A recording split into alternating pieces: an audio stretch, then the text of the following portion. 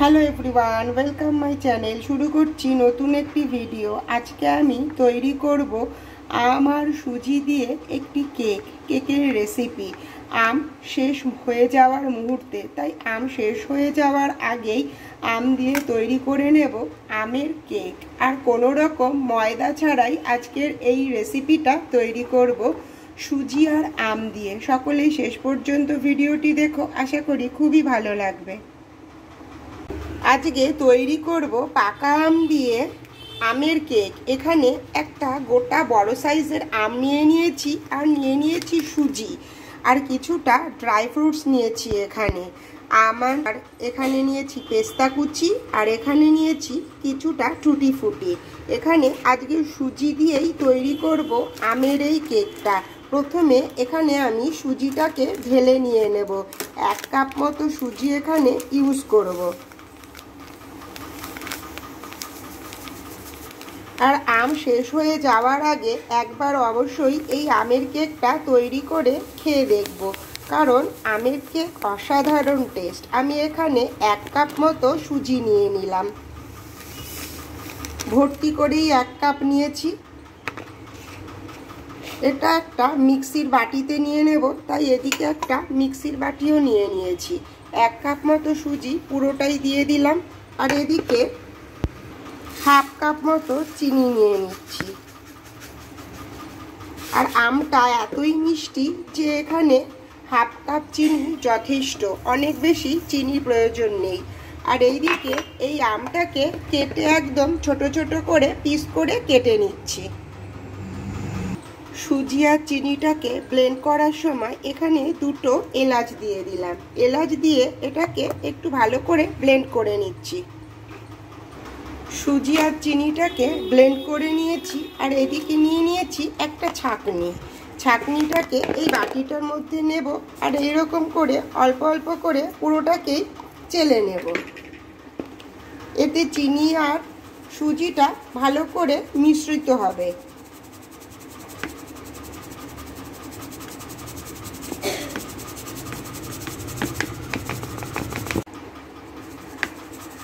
পুরো চিনি আর সুজিটাকেই খুব ভালো করে মিশিয়ে নিয়েছি।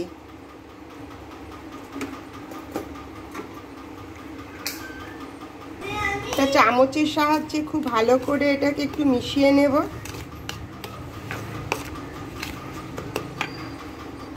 এইদিকে নিয়ে নিয়েছি খানিকটা দই।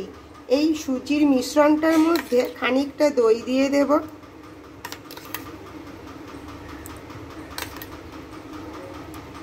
দই দিয়ে এটা একটু ভালো করে মেখে নেব।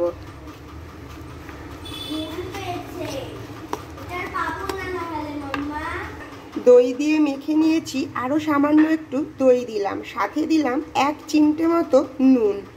এবারে আরও একটু ভালো করে এটাকে একটুখানি ফেটিয়ে নেব।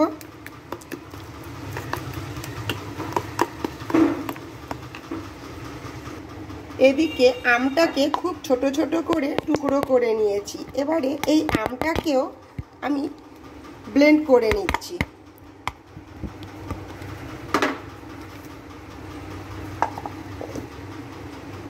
কোনো রকম জল ছাড়াই আমটাকে পুরো পেস্ট করে নিয়েছি। এবারে এই আমটাও এই পেস্টের মধ্যেই দিয়ে দিচ্ছি। দিয়ে খুব ভালো করে ঘন করে এটাকে এইভাবে অনবরত পুরো মিশিয়ে নেব। যত বেশি ফেটানো হবে কেকটা তত বেশি স্পঞ্জি হবে। অনবরত এইভাবেই নাড়তে থাকবো। এইরকমভাবে আমটা পুরো মিশ্রণটার সঙ্গেই মিশিয়ে নিয়েছি। আর এখানে আমি 2 চামচ মতো সাদা তেল দিয়ে দিলাম। তেলের পরিবর্তে কেউ চাইলে ঘি বা বাটারটাও ইউজ করতে পারে। আমি এখানে তেলটাকেই অ্যাড করলাম। দিয়ে আবার খুব ভালো করে এটার সঙ্গে মিশিয়ে নেব।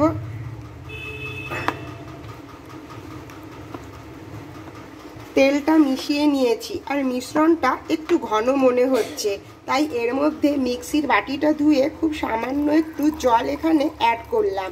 যেহেতু আমি এখানে দই ইউজ করেছি, তাই এখানে আমি দুধটাকে দিলাম না। দুধের পরিবর্তে এখানে আমি দিয়ে দিচ্ছি সামান্য একটুখানি জল। জল দিয়ে খুব ভালো করে ব্যাটারটাকে এইভাবে ফেটাতে থাকবো। তাও একটু ঘন, আরও সামান্য একটুখানি জল দিয়ে দিলাম। দিয়ে আবার খুব ভালো করে এইভাবে এটা দিয়ে মিশিয়ে নেব।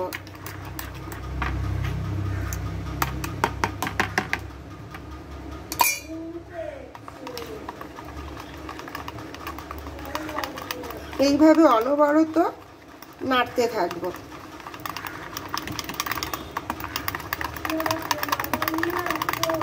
যতক্ষণ না সুজিটা একটুখানি থিতিয়ে পড়ছে বা একটু গলছে, ততক্ষণের জন্য রেস্টিংয়ে রাখবো।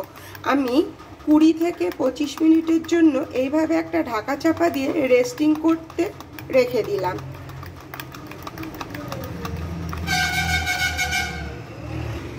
এইদিকে টুটি ফুটিগুলোর মধ্যে সামান্য একটু ময়দা দিয়ে একটু মেখে নিলাম, কারণ একটা একটার সঙ্গে লেগে রয়েছে। এইভাবে ময়দাটা দিয়ে দিলে এটা একটু ছাড়া ছাড়া থাকবে। এইভাবে এটা রেখে দিচ্ছি।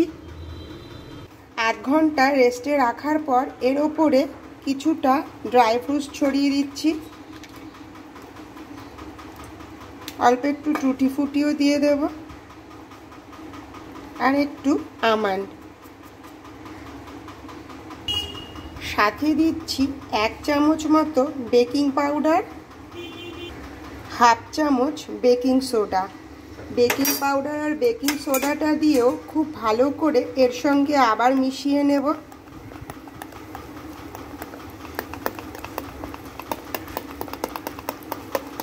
আর বেকিং পাউডার বেকিং সোডা দিয়ে কিন্তু বেশিক্ষণ এইভাবে রেখে দেব না। এইভাবে একটু ভালো করে মিশিয়ে নিয়েছি।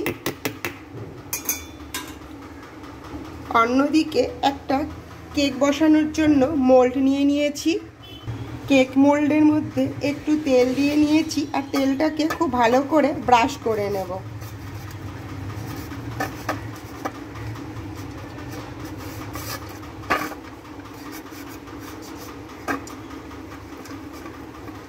তেল ব্রাশ করার পর এর ওপরে একটা পেপার দিয়ে দিচ্ছি। পেপারটা এর মাপ করেই কেটে নিয়েছিলাম। এর ওপর দিয়েও আর একটু তেল ব্রাশ করে দিচ্ছি।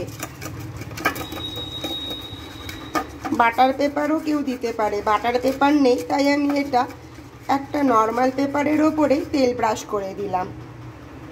এবারে এই কেকের মোল্ডটার মধ্যেই পুরো ব্যাটারটাকে ঢেলে দিচ্ছি।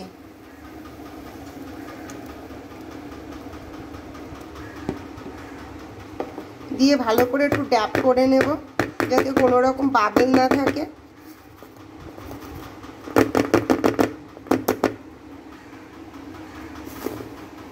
খুব ভালো করে এইভাবে ড্যাপ করে নেওয়ার পরে ওপর দিয়ে একটু ড্রাই ফ্রুটস ছড়িয়ে দিচ্ছি। দেখতেও ভালো লাগবে আর খেতেও বেশি ভালো লাগবে।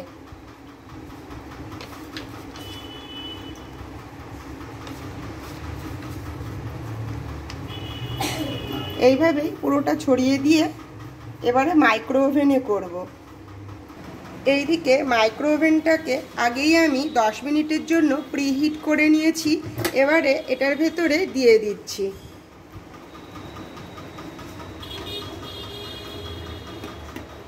মাইক্রো ওভেনের মধ্যে আমি 10 মিনিট প্রিহিট করে নেওয়ার পর এটাকে বন্ধ করে আবার আমি 180 ডিগ্রি টেম্পারেচারেই 30 মিনিটের জন্য বসিয়ে দিলাম।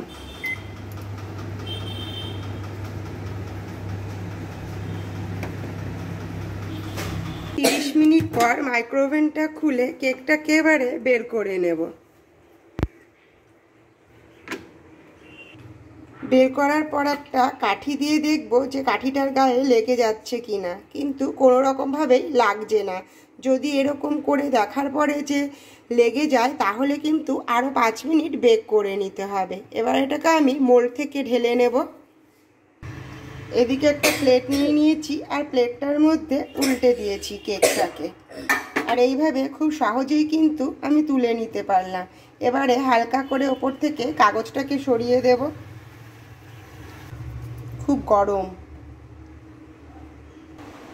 খুব সহজেই কিন্তু কাগজটাকেও তুলে নিতে পারছি। আর ভীষণই সুন্দর হয়েছে কিন্তু এই কেকটা। কতটা নরম আর স্পঞ্জি হয়েছে দেখাচ্ছি। এবারে যেমন করে হোক কেটে এটাকে শেপ করা যাবে। একটু ঠান্ডা হলে করলেই ভালো হয়, কারণ অনেকটাই গরম। আমি উল্টে দিচ্ছি।